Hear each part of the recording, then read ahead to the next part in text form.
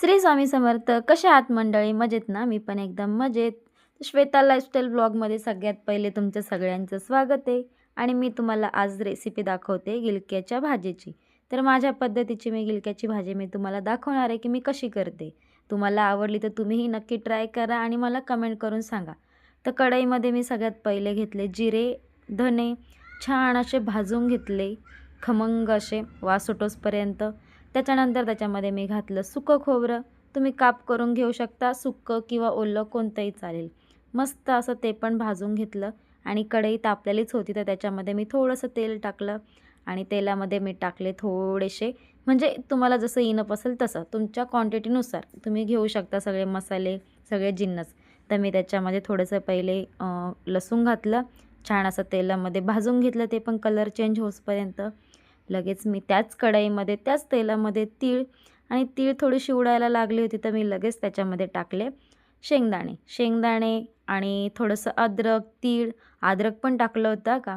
तर ते सगळं असं छान असं भाजून घेतलं आणि सगळा मसाला मी मिक्सरच्या भांड्यामध्ये काढून घेतला. तर मिक्सरच्या भांड्यामध्ये सगळं काढून घेतलं आणि त्याच्यामध्ये मी टाकणारे आता आपले घरातले जे सुके मसाले असतात ते. तर सगळ्यात पहिले मी टाकली थोडीशी हळद, लाल तिखट, कांदा लसूण मसाला, काळा मसाला, थोडंसं मीठ. हे बघा इतकंच, मला जेवढं इनफ आहे तेवढं. आणि हिरवीगार अशी मस्त कोथिंबीर. आता माझी थोडीशी सुकली होती पण छान अशी तुम्ही भरपूर सारी कोथिंबीर घालू शकता. कोथिंबीरने आपल्या भाजीची टेस्ट छान येते.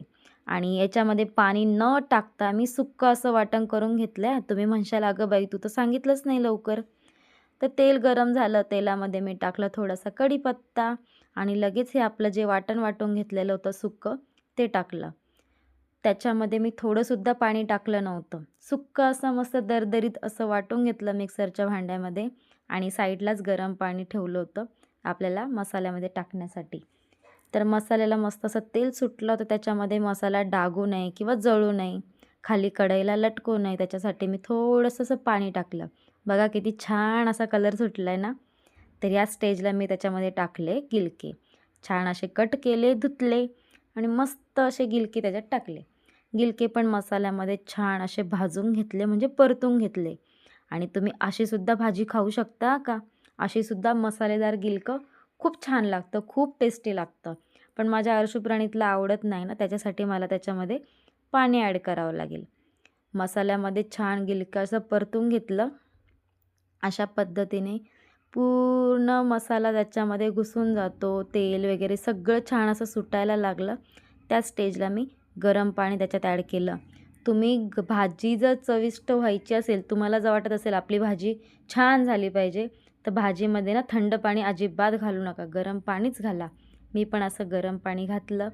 भाजीला बघा किती छान अशी तर्री आलेली आहे, बघितलंच ना. बघताच क्षणी तोंडाला पाणी येईल अशी झाली होती भाजी. आणि घरात वास पण खूप छान सुटला होता. तर मग मी त्याच्यामध्ये टाकली हिरवीगार अशी भाजी आणि इथे आपली भाजी डन आहे. व्हिडिओ आवडला असेल, रेसिपी आवडली असेल तर नक्की ट्राय करा आणि मला कमेंट करून सांगा. तोपर्यंत बाय.